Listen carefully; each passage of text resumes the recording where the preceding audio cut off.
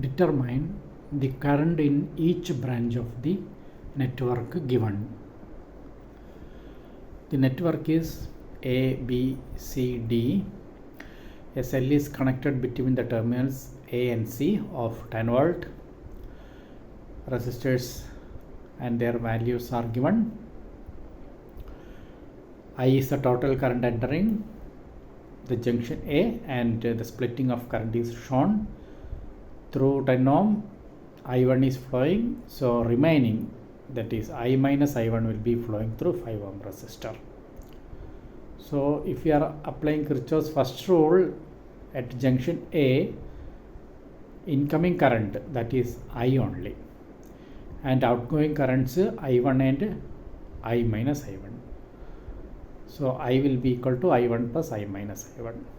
Now suppose we are applying Kirchhoff's voltage rule, second rule, to a closed loop. Let us consider this loop A, B, D, A. Checking the directions of current through 10 ohm and 5 ohm, the currents are flowing in this clockwise direction.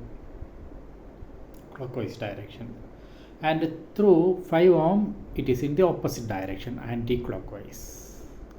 So if you are preferring this clockwise direction, then potentials due to currents flowing in that direction, in the clockwise direction, can be treated as positive potential increment. So the potential due to current flowing in the opposite direction, that should be given a negative sign. That's what we are getting an equation. We know the algebraic sum of products of current and resistances in a loop is 0. So this is 10I1 plus 5I2 minus of 5 into I minus I1 is equal to 0. This potential is given a minus sign because it is produced due to the potential. This potential is created due to the currents flowing in the anti-clockwise direction. So we are considering potentials developed by the currents flowing in the clockwise direction as positive. So we made an equation that can be simplified. So here we have minus of 5 into minus of I1 plus 5I1 plus 10I1 will be 15I1, like that it is simplified, and dividing by 5. So dividing throughout by 5, equation 1 is obtained. Now considering the other loop, this second loop, that is B, C, D, B. Here also the currents are flowing and through this I1 minus I2, and the direction is clear, and this is clockwise, and this current, that is anti-clockwise, and this current also anti-clockwise. So as usual, we give positive sign to the potentials due to currents flowing in the clockwise direction. So 5 into, that is plus 5 into I1 minus I2. Then other potentials are created due to currents flowing in the opposite direction, anti-clockwise direction. So those potentials should be given minus sign, that is minus 10 into I minus I1 plus I2 minus of 5I2.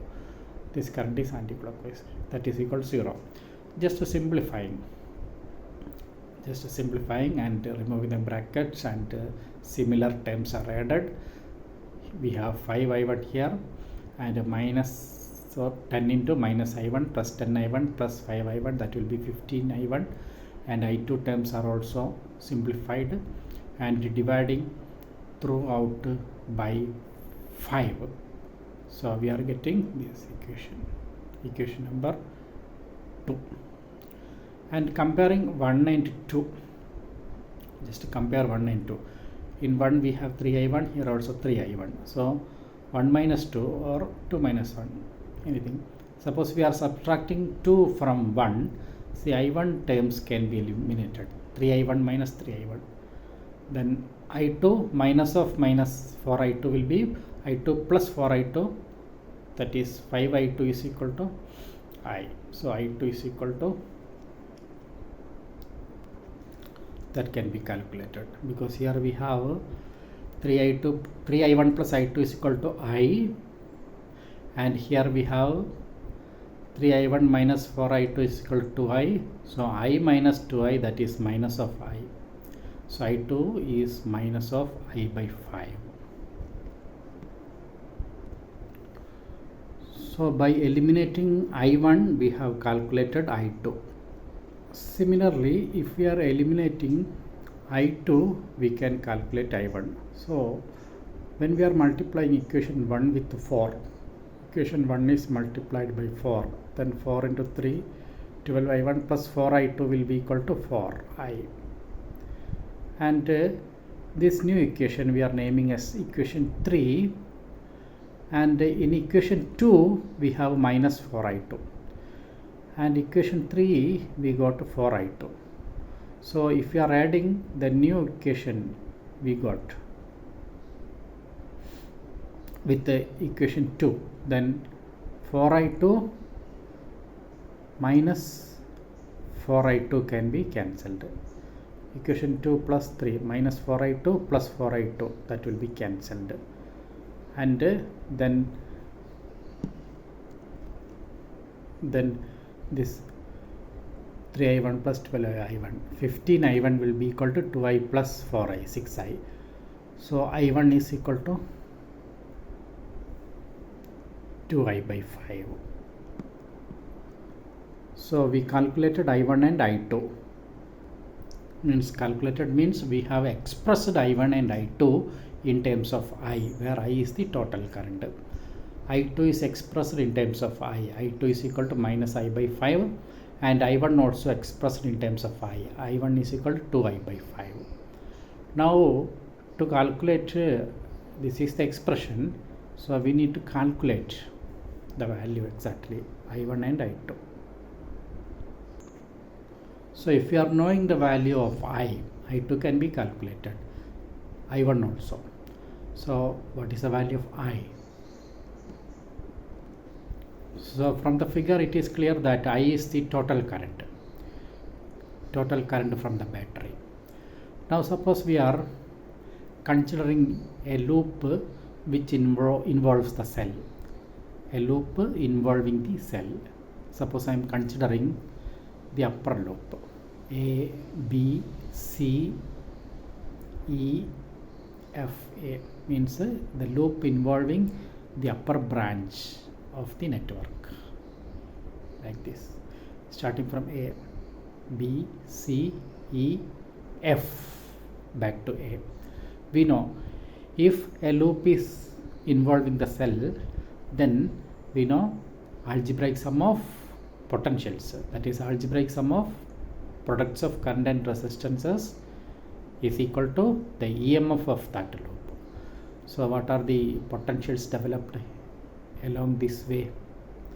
So this potential is 10 I1, and this potential is 5 into I1 minus I2, and the current comes in this way, and here 10 ohm is there and I is the current flowing through. So here there will be a potential 10I equal to EMF 10. That's what we got this equation. And removing the bracket, simplifying and adding similar terms, then dividing throughout by 5, we got new equation, and this new equation is involving I1 and I2, and I1 is expressed in terms of I, I2 also expressed in terms of I.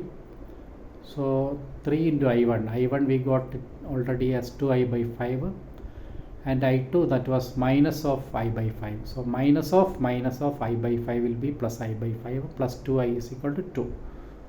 So from that 2I can be calculated, and then I can be not only 2I, see 6I by 5 plus I by 5 plus 2I is equal to 2. Simplified, we are getting 17I by 5 is equal to 2. So I is equal to 10 by 17 ampere. Once we got I, then we know how to calculate the value of I1 and I2. I1 is equal to 2I by 5, so 2 by 5 into I, and I2 is equal to minus of I by 5. So we are able to calculate I1 and I2. Then the current through various branches can be calculated. Means current through this branch, let us denote it as IBC, that is I1 minus I2, and through various branches I minus I1, every value can be calculated. So the currents are calculated.